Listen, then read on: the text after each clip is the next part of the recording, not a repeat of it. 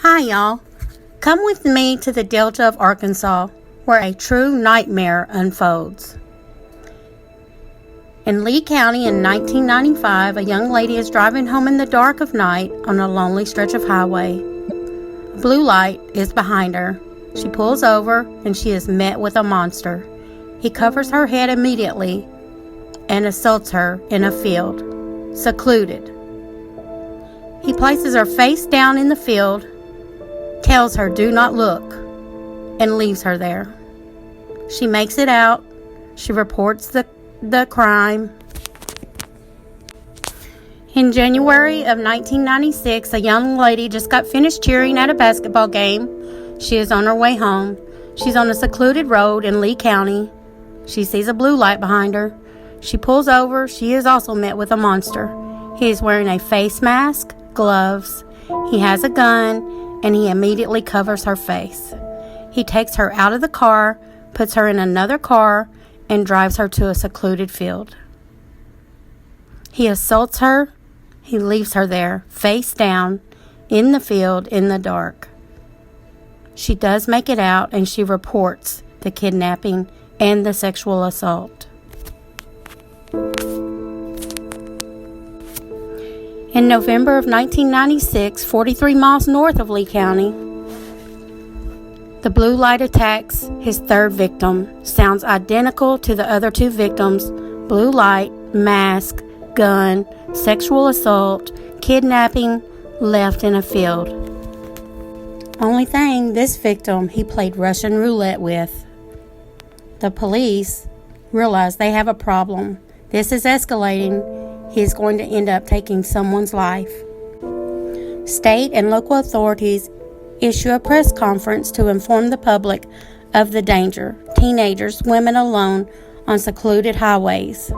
They are looking for a white male, 25 to 35 years old, 170 to 200 pounds, dark hair, stocky build, country accent, smoker, raspy voice, back and shoulder hair, a day's growth of beard. In January of 1997, in Woodruff County, he attacks his fourth victim.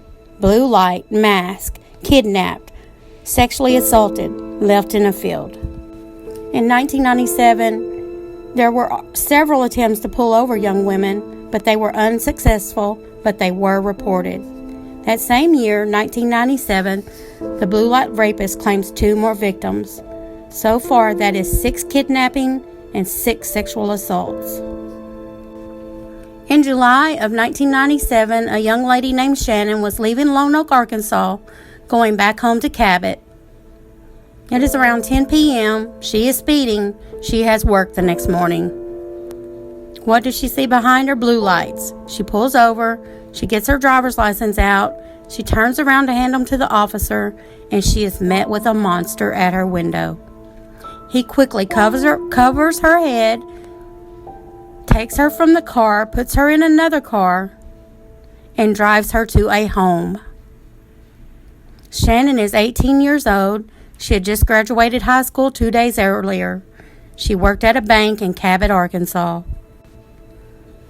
She has taken mental notes, the smell, his voice, everything, hoping to survive. She's taken to a home, put in a rocking chair while he has a beer. She hears him open it. She smells it. He turns on music.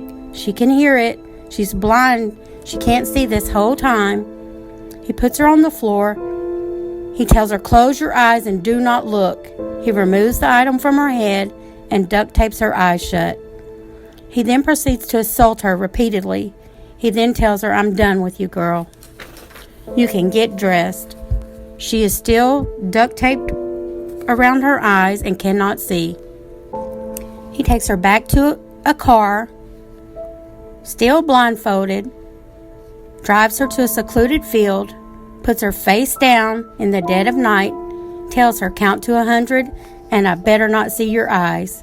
He removes the tape and he leaves. She's in shock and terrified. I can't imagine. She walks till she finds a home. She goes to the home, beating on the door, shaking and begging for help. They call the police. She is questioned and taken for a rape kit. The state police and local enforcement formed the Blue Light Task Force, one of the largest task force ever in Arkansas. 10 investigators whose only job was to identify the rapist. All victims were called back in and questioned again. Shannon is the only victim who had been taken to a home. Everything else was identical to the other kidnappings and sexual assaults. Blue light, mask, head covered, gloves, left in the field at night. They all smell cigarette smoke. They all say it's a raspy voice. He had a gun, violence, and he has a hairy back. Shannon had recalled a little more detail. The car had vinyl seats, the gear shift in the car. One door would not close on one side, and it was a 2-door car. State investigators go to Forest City and ask local police if they had any sexual assaults or attempted sexual assaults in the area. They say yes, and they give the state police a name. Robert Todd Birmingham. He had a home invasion attempt, attempted rape charge. A lady had woke up to a masked white male with duct tape saying, "I'm going to rape you." She said, "You will have to kill me," and the masked man flees the home. She reported it to police, and she said she knows him. It was Todd Birmingham. She knew him and his family. He lawyered up immediately, and the charges disappear. But they find another charge where the Arkansas Game and Fish had arrested Todd for night hunting with a light. They gave a description of the car he was in. It fit the description of Shannon's. They find the car. It's just like she described. The state police sent a lady investigator to Todd's home to interview his wife. The lady asked other investigators, "What do I do if he comes home?" She was told, "Tell him we're looking for a man that has no hair on his back." Sure enough, Todd comes home. He wants to know, "Why are you here harassing my wife?" She tells him who she is. She's with the state police. They are investigating a kidnapping and a sexual assault in the area. They are looking for a man with no hair on his back. He said, "Well, you've got the wrong man. I have a lot of hair." She says, "You sure do. Let's go ahead and get you cleared and have a DNA sample." He refuses. They get a warrant for his DNA. The state police drive him there themselves to have the DNA test done. It comes back as a match to 3 of the victims. They have him. Robert Todd Birmingham is the blue light rapist. In September of 1997, he is charged and arrested. Multiple charges of kidnapping, rape, and aggravated robbery. He is found guilty on all charges pertaining to Shannon. He is sentenced to 80 years in prison. He was sentenced to another life term from another victim. He is tied to 6 rapes, 3 of those being home invasions. He preyed on teenage girls. Shannon struggled for years and did not want to speak about what had happened to her until Todd had filed for clemency. Then she knew she had to stand up and fight. She took her life back, her power back from him. She is not a victim, but a survivor. She now helps other victims.